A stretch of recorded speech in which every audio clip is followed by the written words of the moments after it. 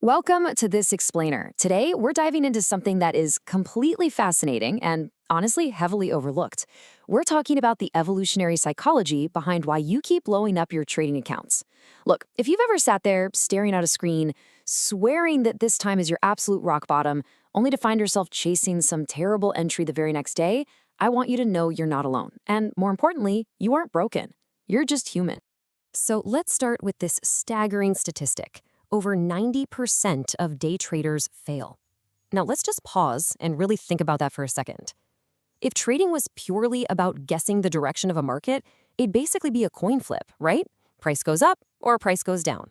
I mean, honestly, a coin flipping monkey throwing darts at a board would probably have better odds than the average retail trader.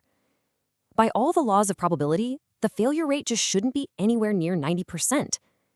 So if the market isn't inherently rigged to make you lose 9 times out of 10, what exactly is going on?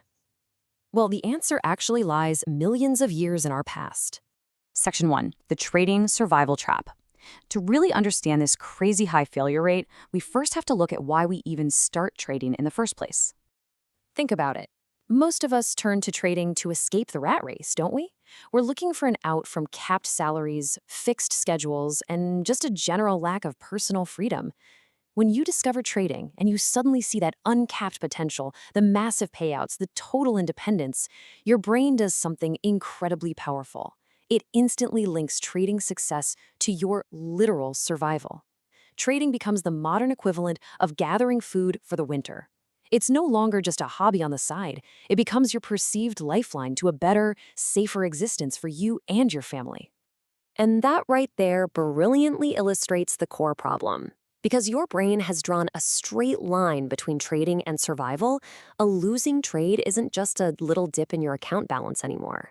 When you take a loss, your brain, which, remember, has spent millions of years evolving for the sole purpose of keeping you alive, treats that financial loss as a direct, biological threat to your survival. Your internal alarm bells literally start screaming. Section 2, the anatomy of revenge trading. So what happens when a human being feels threatened? We drop straight into panic mode. Imagine a prehistoric hunter out in the wild. He has a target in his sights, but he misses his first shot. Does he jump out of his hiding spot, scream, and start firing his weapon wildly in every direction? Of course not. That would scare away every animal in a 5-mile radius and guarantee he goes home starving. A successful hunter stays calm, quietly repositions, and calculates a new angle. But when we take a loss at our trading desks, we become the panicked hunter.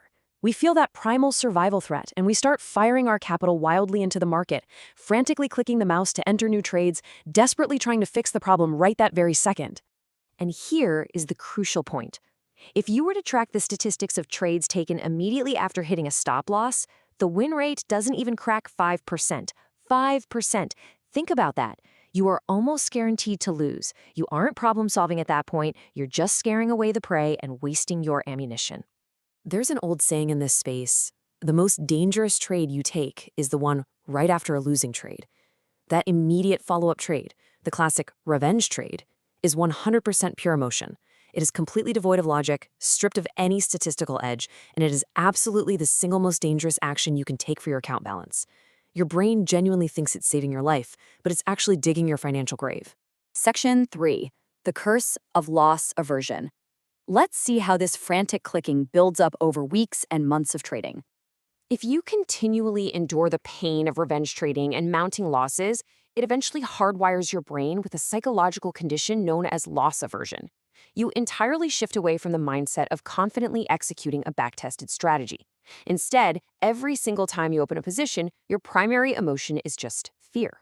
You're no longer trading to win, you're simply entering trades hoping, begging not to lose. And when you associate trading with that kind of pain, your survival instinct kicks in and causes you to execute terrible, totally contradictory habits. You'll start cutting your winning trades way too early. The minute you see a tiny bit of green, you panic and take the small profit just to feel safe, leaving massive gains on the table. Or even worse, you let losing trades bleed out, literally removing your stop loss entirely, because taking the defined loss is just too painful to accept, so you hope it'll magically turn around. You also start trading without any conviction, chasing wild price action out of FOMO, the fear of missing out, because to your brain, missing out also registers as a painful threat. Section 4. Rewiring your trading brain. Okay, I know all of this sounds pretty grim, but the good news? We aren't helpless victims here. Using principles from cognitive behavioral therapy, we can actively rewire millions of years of evolution. Now, there is a massive prerequisite before we try fixing your mindset.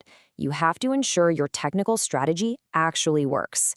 Before you go blaming all your failures on human psychology, you need to know exactly what an A-plus setup looks like. You must have a mechanically back-tested strategy that wins more than 50% of the time. If you don't actually have an edge in the market, no amount of psychological rewiring is going to make you profitable. But if you know your charts inside and out and you're still blowing accounts, then yeah, it's time for an intervention. To override those biological impulses, you have to force physical interventions into your daily routine. First, print out 250 literal paper contracts pledging to follow your specific trading rules, and physically sign one every single morning before the market opens. Keep it right next to your keyboard. Second, ensure you strictly define your stop, take profit, and entry prices before you ever execute a trade. Third, physically walk away from your desk after a loss. And fourth, keep a daily summary journal. You should be able to recount every single trade you took from memory. If you can't do that, you are definitely overtrading. You also have to train your brain in a totally Pavlovian way.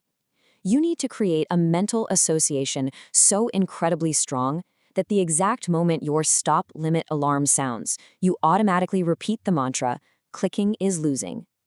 Any click you make in the immediate aftermath of a loss is a guaranteed failure. You have to believe that right down to your bones. To guarantee you don't click, you need a post-loss physical habit. The minute you take a loss, get the hell up from your desk, you have to execute a predefined physical action to break that emotional panic cycle before you ever look at a chart again. Do 100 push-ups, play the guitar for 20 minutes, go for a walk, make some breakfast, go pet your dog. Whatever it is, force your body into a completely different environment to let that caveman panic subside before you reassess the market. Section 5. The Risk Management Plan. Finally, once your mind is somewhat tamed, the ultimate weapon against your own psychology is a rigid mathematical framework. Look at how simple math can completely protect you from yourself. Imagine implementing a strict 2-to-1 risk-to-reward ratio, so risking $250 to make $500. Now combine that with a strict 1 loss per day and you're done rule. If your first trade is a loss, you're down $250 and you walk away, you survive to trade tomorrow. But if you win the first trade and lose the second, hey, you're still up $250 for the day. If you win 2 and lose the third, you're up $750. When you look at the math, you see the pure magic of this strategy.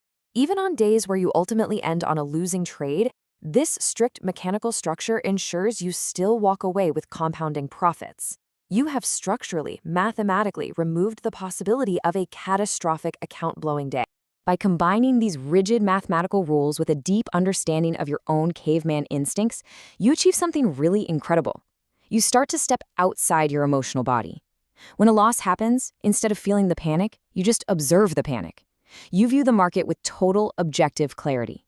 It's like you're seeing the code behind all the chaos, just like Neo in The Matrix.